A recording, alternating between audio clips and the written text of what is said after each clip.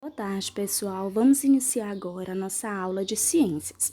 A nossa aula de hoje é uma revisão de tudo aquilo que já foi comentado nas outras aulas. Nós vamos revisar todo o conteúdo que já foi apresentado nas outras aulas, ok? Então vamos iniciar.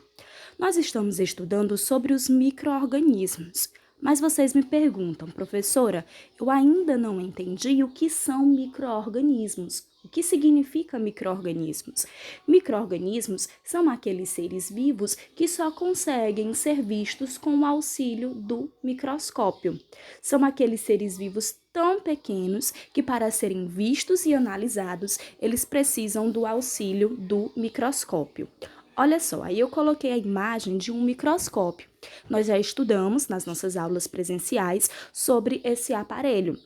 Nós vimos que esse instrumento, ele aumenta o tamanho dos seres em até 10 milhões de vezes.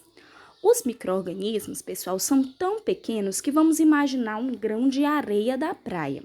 Aquele grãozinho de areia da praia é bem pequeno, não é? Aqueles que já foram na praia podem dizer. Os seres microscópicos, os micro-organismos, são 10 vezes menores do que aquele grãozinho da praia. Então, são seres vivos muito pequenos, que eles não conseguem ser vistos a olho nu, ou seja, eles não conseguem ser vistos sem o auxílio do microscópio.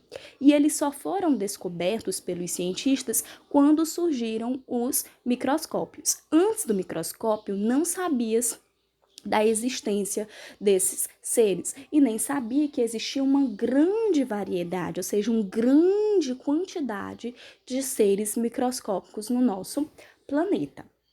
Professora, mas que seres microscópicos são eles? Por exemplo, nós temos os vírus, que são um exemplo de seres microscópio, nós temos as bactérias, que são outro exemplo, os protozoários e algumas espécies de fungos. Tá? Então, esses são exemplos de seres microscópicos, micro-organismos, que só conseguem ser vistos com o auxílio do microscópio, daquele instrumento que nós acabamos de visualizar. Vamos começar a relembrar sobre os vírus. Vocês lembram que eu falei para vocês que a palavra vírus significa veneno, não é? E que os vírus, eles são seres microscópios que não possuem células, são chamados de seres acelulares, ou seja, seres que não apresentam células de maneira nenhuma. E eles têm uma estrutura muito simples. Eles só conseguem viver e se reproduzir dentro de outros seres vivos. Os vírus, eles só conseguem viver, se reproduzir dentro de um outro ser. Se ele não estiver dentro de um outro ser, ele não consegue viver e não consegue se reproduzir. Vocês lembram que eu até expliquei para vocês que muitos cientistas dizem que os vírus não são seres vivos. Por quê? Porque eles não possuem células. Mas existem outros que já afirmam que eles são seres vivos sim, porque eles nascem, porque eles se reproduzem, porque eles morrem, tá? Alguns tipos de vírus nós vimos que podem causar doenças em outros seres vivos, podem causar doenças nas plantas, podem causar doenças nos animais, né? Que essas doenças podem ser a gripe, o sarampo, a dengue, a raiva, a febre amarela, o coronavírus. Então, são exemplos de doenças que podem ser causadas por vírus. Aí na imagem, eu tenho uma imagem de uma célula sendo atacada por um vírus. Essa imagenzinha vermelha, pessoal, é a célula. Todos esses pontinhos azuis são os vírus. São os vírus que estão atacando uma célula, provocando a doença da gripe. Olha só como os vírus, eles se multiplicam muito rápido, eles se reproduzem bem rápido. Então, eles estão se reproduzindo e estão atacando as células. Agora eu vou mostrar para vocês, pessoal, um videozinho, certo?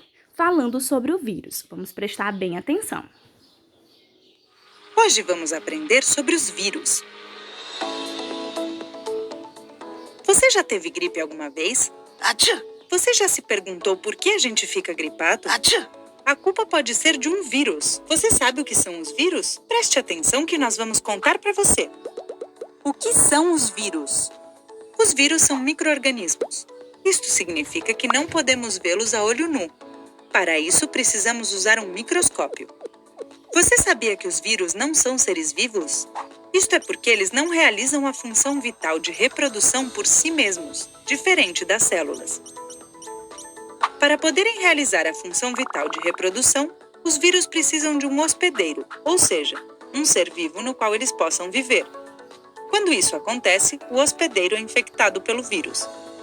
A partir deste momento, o vírus poderá reproduzir o seu material genético nas células do hospedeiro e vai ser copiado muitas vezes, infectando todo o organismo.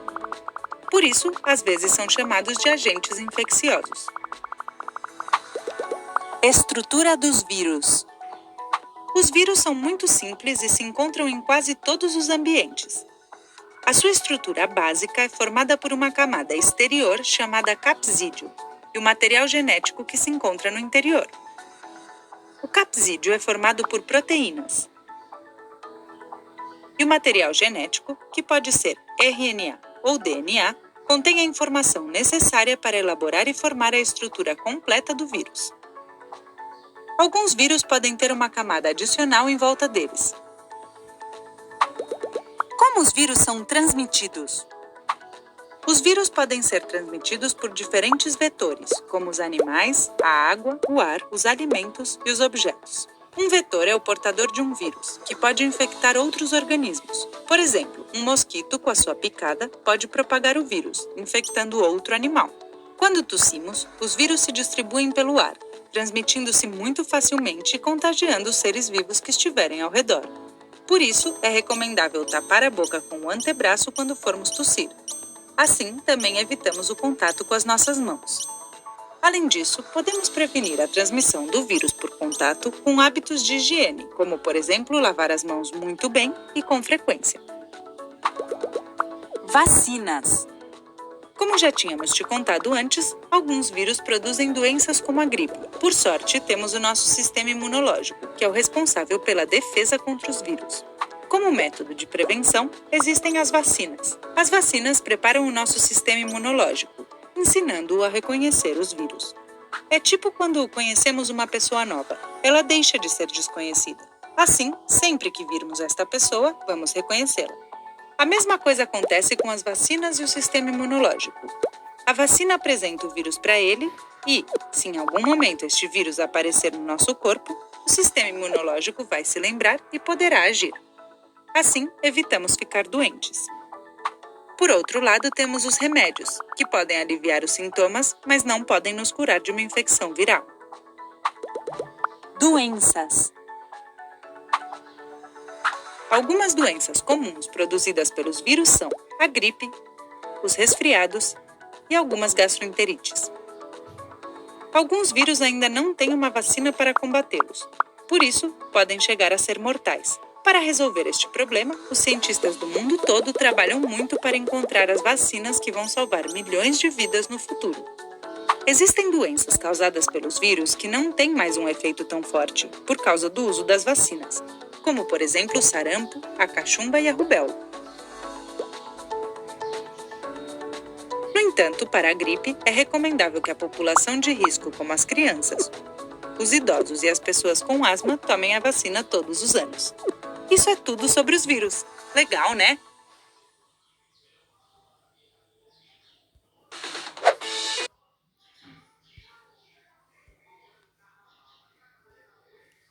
Bom, pessoal, vocês viram que no vídeo, os produtores do vídeo, eles não consideram os vírus um ser vivo, né? Logo no início, a mulher ela já falou que os vírus não são seres vivos. Como eu falei para vocês, não tem um consenso. Alguns dizem que os vírus são seres vivos e outros dizem que os vírus não são seres vivos.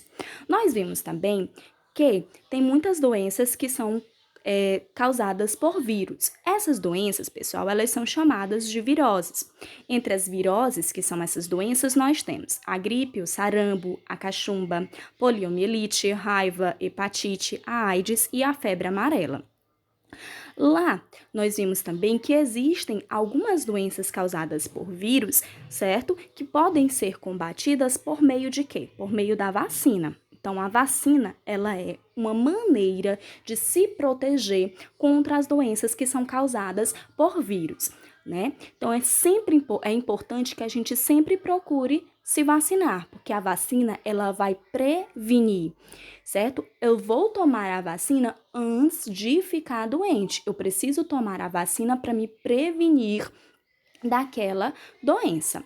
Só que nós vimos que existem algumas doenças que são causadas por vírus que ainda não existe uma vacina que ajude a prevenir, como é o caso do coronavírus. Por isso que se torna uma doença mais perigosa, porque não existe uma maneira de se prevenir. Nós vimos que os medicamentos, eles ajudam a combater os sintomas, a diminuir os sintomas das doenças causadas por vírus. Mas é importante o quê? Que a gente sempre tome a vacina para se proteger antes, principalmente as pessoas que são consideradas do grupo de risco, que são as crianças, que são os idosos e que são as pessoas que têm asma. Então, pergunte para a mãe, pergunte para o pai se vocês já tomaram as vacinas adequadas, as vacinas necessárias. Pega aquele cartãozinho de vacina e já vê se você já tomou as vacinas que são necessárias, que são importantes. Vimos também que tem algumas doenças que não são mais tão prejudiciais. Como assim, professora? No passado, elas mataram muitas pessoas, foram bastante prejudiciais porque não existia a vacina, como o caso da sarampo, da rubéola e da cachumba. Hoje, como já existe, como os cientistas já descobriram uma vacina para combater essa doença, ela já não é mais tão prejudicial, tão fatal, digamos assim, porque já tem a maneira de se prevenir contra ela. Então, além de se vacinar, uma outra maneira para se prevenir contra os vírus é ter higiene.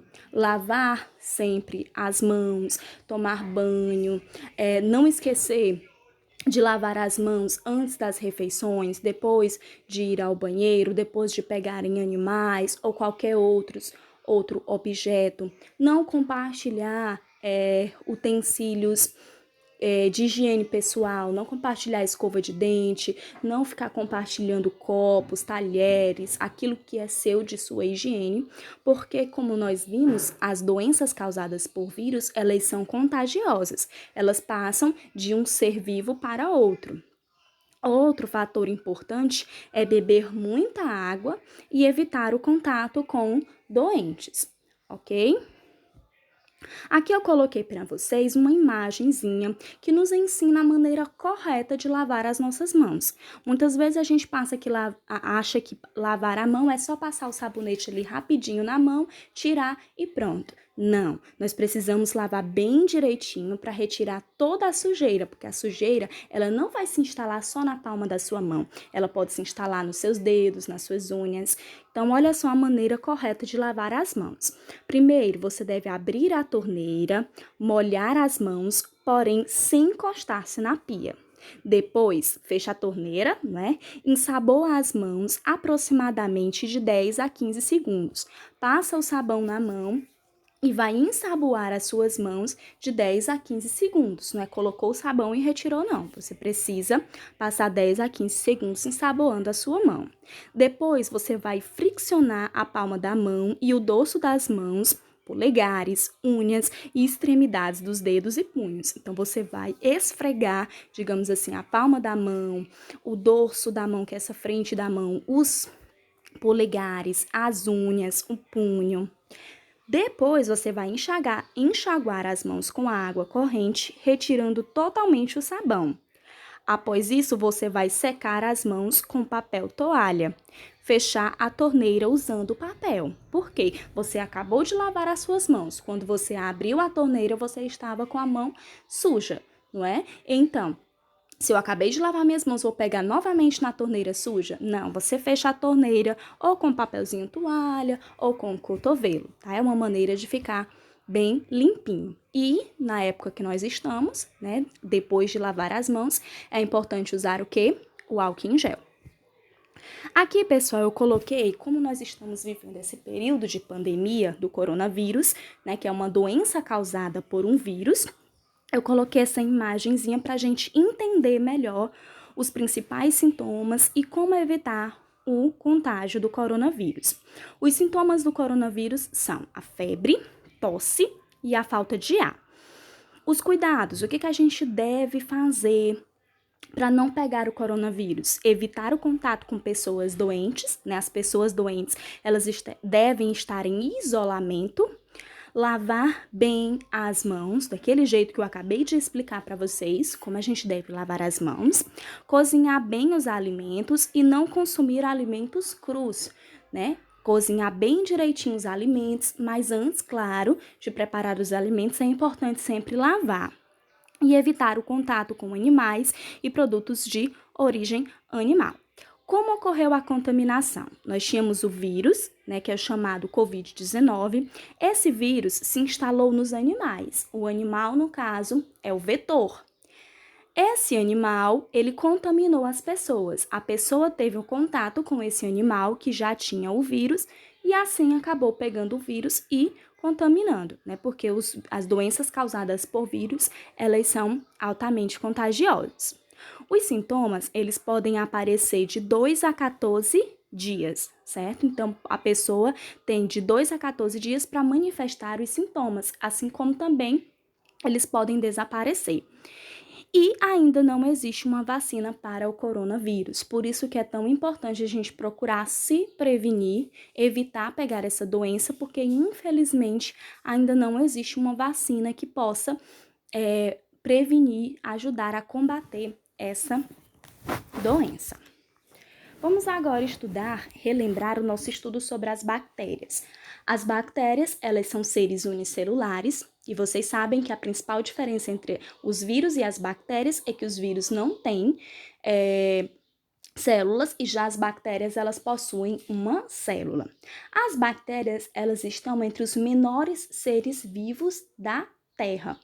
Como as bactérias, elas são invisíveis a olho nu, ou seja, elas não podem ser vistas assim, sem o auxílio do microscópio, é muito difícil a gente notar a presença das bactérias, a gente perceber que as bactérias existem. E existem muitos tipos de bactérias que podem estar no ar, na água, no solo e no corpo de outros seres vivos. Alguns vivem em locais em que o ser humano não conseguiria sobreviver, ou em regiões profundas nos oceanos, ou perto de vulcões, que são lugares extremamente quentes, além de também conseguir viver em lugares extremamente frios. As bactérias, elas podem trazer muitos malefícios, elas podem trazer doenças para os seres vivos. Como eu falei para vocês, a cárie, que pode aparecer no dente se nós não fazermos bem a escovação, é um tipo de bactéria.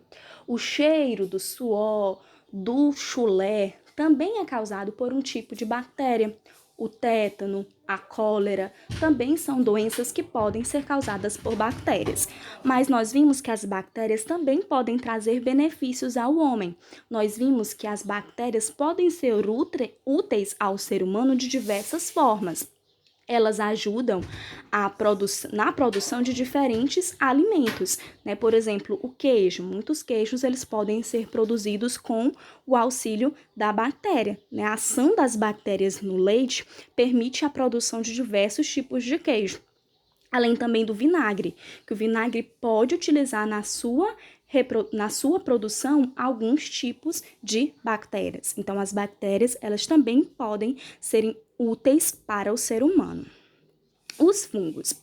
Nós estudamos também que existem os fungos, que são seres também microscópicos, né? Existem fungos que são microscópicos, que só conseguem ser vistos a olho nu, e existem vírus que não são, que conseguem ser visualizados sem o auxílio do microscópio.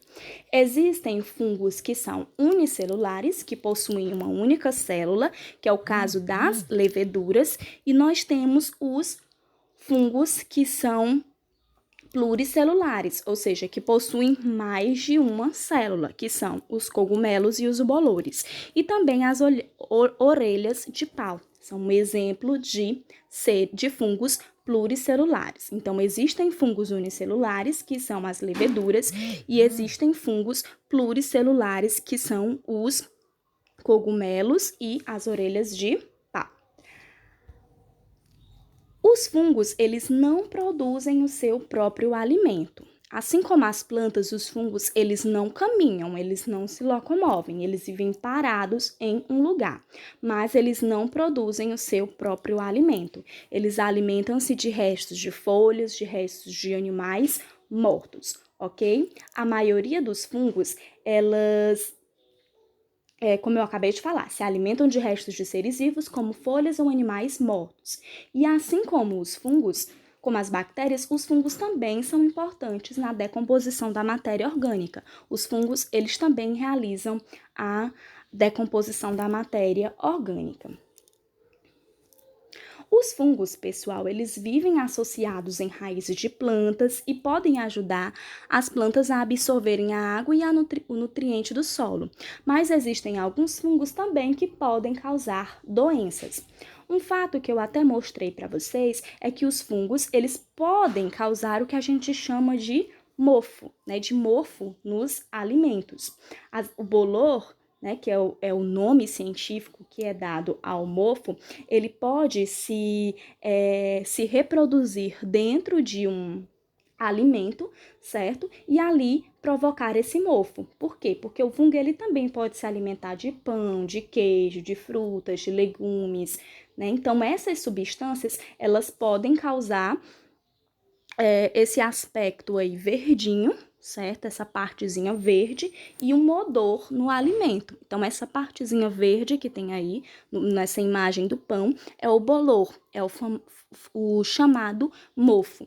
Nesse caso, o fungo ele está se alimentando do pão, então está causando essa imagenzinha aí e também o odor. Professora, eu posso comer um pão desse jeito? Não. Você não pode, porque pode causar algum problema intestinal, certo? Porque vai haver substâncias tóxicas que pode prejudicar a sua saúde. Agora nós vamos relembrar um pouco sobre o que nós estudamos sobre os protozoários. Os protozoários, eles são seres unicelulares, ou seja, são seres que possuem uma única célula e que possuem estruturas de locomoção. Eles, para se locomoverem, para caminharem de um ser vivo para outro, eles precisam ter cílios, flagelos e projeção do corpo. Vocês lembram que também eu falei para vocês que existem 3 tipos de protozoários. O primeiro é o paramécio. O paramécio é esse azul que tem aí embaixo da figura. O paramécio ele é um protozoário de água doce, ele vive na água doce, nos rios, e ele se locomove por meio dos cílios. Vocês estão vendo esses tracinhos? Esses tracinhos são os cílios que ajudam o paramécio a se locomover. Outro tipo de protozoário é o tripanossomo. O tripanossomo, ele é flagelado, ou seja, ele possui flagelos. O que é o flagelo? Vocês estão vendo essas duas imagens verdes? Essas duas imagens verdes são os protozoários. O flagelo é essa linha que tem próximo a eles. Essa linha é o que permite que o tripanossomo se locomova, que vá de um lugar para outro. E o outro tipo de protozoário é a ameba. A ameba também é um protozoário de água doce e que se desloca projetando partes do seu corpo. E os protozoários, eles também podem causar diferentes doenças, né? Eles podem causar a giardia, a amebíase, são exemplos de doenças que são causadas pelos protozoários. Mas existem protozoários que podem ajudar o homem. Muitos são colocados na estação de tratamento de esgoto para matar as bactérias, né? E retirar ali aquelas partes que são prejudiciais à saúde do homem. Ok, pessoal? Então, essa foi a nossa aula de hoje. Daqui a pouco eu mando a atividade. Espero que vocês tenham gostado. Tchau, tchau!